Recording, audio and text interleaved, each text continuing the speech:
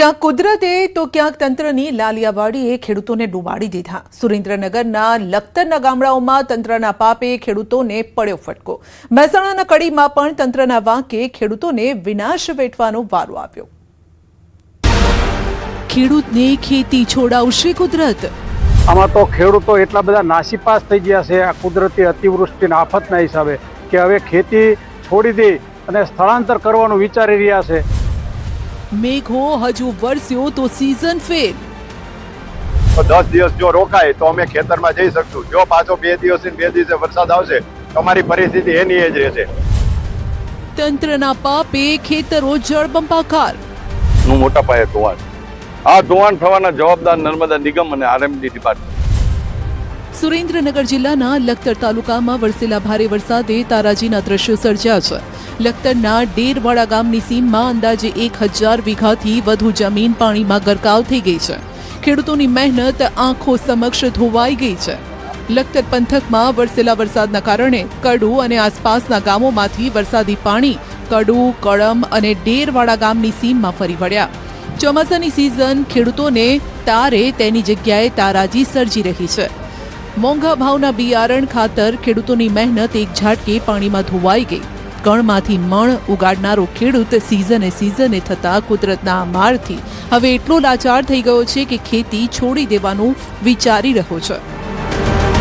હજી આ ખેતરો 15 દી મહિનો ખાલી થતા લાગે બરોબર। ખેડૂતોને પોતાની જાતે રિપેરિંગ કરવા માટે માટીથી પાળા કરી અને હરખા કરો, કારણ કે પંધ પાળા બધું તોડી નાખ્યું છે એટલે ખૂબ નુકસાન છે। ચોમાસાની સિઝન જતું રહે છે। આમાં તો ખેડૂતો એટલા બધા નાસીપાસ થઈ ગયા છે આ કુદરતી અતિવૃષ્ટિના આફતના હિસાબે કે હવે ખેતી છોડી દે અને સ્થળાંતર કરવાનું વિચારી રહ્યા છે બરોબર। કારણ કે પશુપાલન હોય, ખેતી હોય, ખૂબ ભયંકર નુકસાન છે। આવી વારંવાર અમે રજૂઆત કરી છે પણ કોઈ ક્યાંય ધ્યાન દેતું નથી। હવે આ પાણી ઓસરતા દિવસો લાગશે। તેવામાં ચોમાસાની સિઝન પૂરી થઈ જશે। ખેડૂત હવે ખાશે શું? જો પાણી ઓસરી પણ ગયા તો મોંઘા ભાવના બિયારણ ખાતરનો ફરી ખર્ચો કરવો પડશે, ફરી મહેનત કરવી પડશે। પણ ફરી આ રીતે મેઘ તાંડવ થયું તો ખેડૂતોની સ્થિતિ એવી ને એવી જ રહેશે। ત્યારે બીજ, ખાતર અને જે વારંવાર અમે ખેતી કરેલી હોય છે એ બધું ધોવાઈ જાય છે। અને અત્યારે આ વરસાદ 2 દિવસથી રોકાઈ ગયો છે છતાં પણ અત્યારે ખેતરોમાં પાણી છે।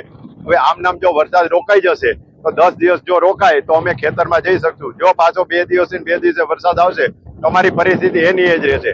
તો અત્યારે મોંઘવારીના સમયમાં ખેડૂતો અત્યારે દિવસે ને દિવસે પાયમાલ થતા જાય છે। તો અમે તંત્રના અધિકારીઓને અને રાજકીય આગેવાનોને એક નમ્ર વિનંતી કે ગ્રામજનોની કે જે વર્ષોથી જે કાયમી પ્રશ્ન છે એ કાયમી પ્રશ્નનો ઉકેલ લાવો અને વરસાદી પાણીનો જે નિકાલ છે એનો યોગ્ય રીતે કરવામાં આવે।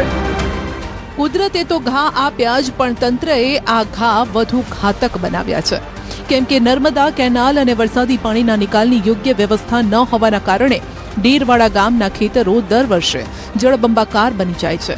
અનેકવાર રજૂઆતો કરવા છતાં તંત્ર દ્વારા કોઈ નક્કર પગલાં ન લેવાતા ખેડૂતોમાં હવે રોષ ભભૂકી ઉઠ્યો છે।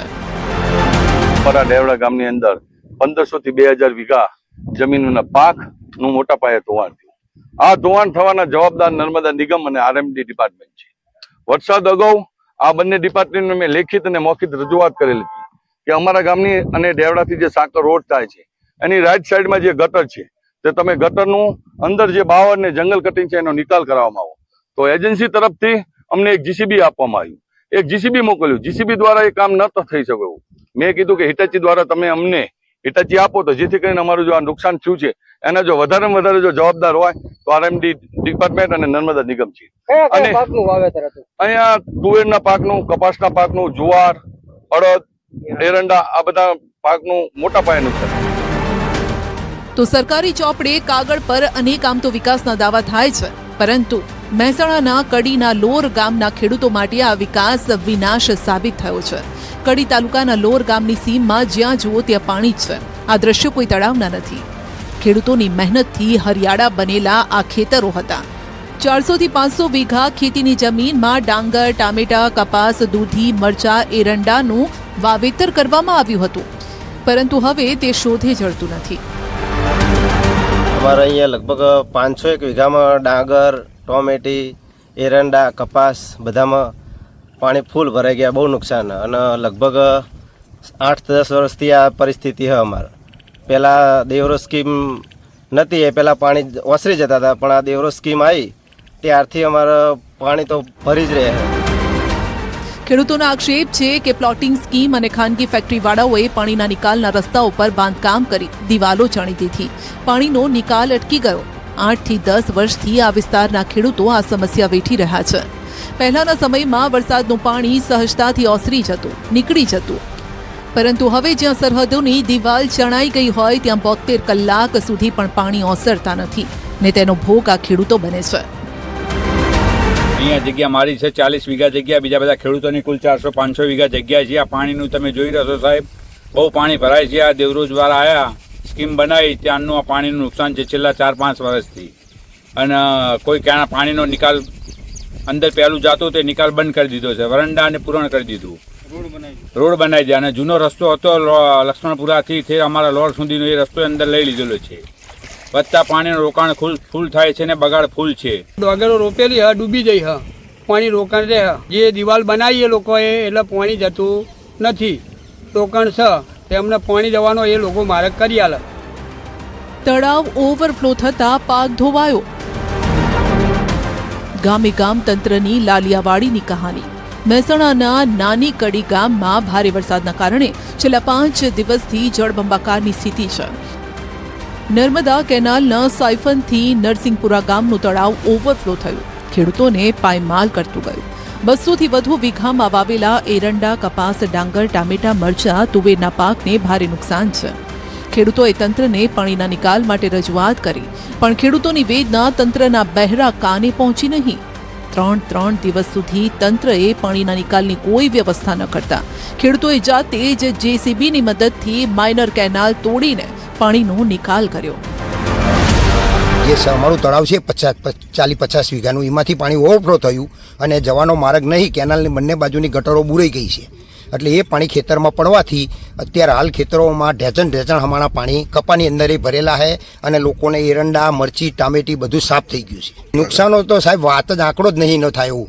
નુકસાનીમાં તો સાહેબ 50 લાખથી કરોડો રૂપિયાનું નુકસાન છે. સરકાર જોડે શું રાહત આપે તો સારું હોય, બીજું તો અમે શું માગીએ સાહેબ.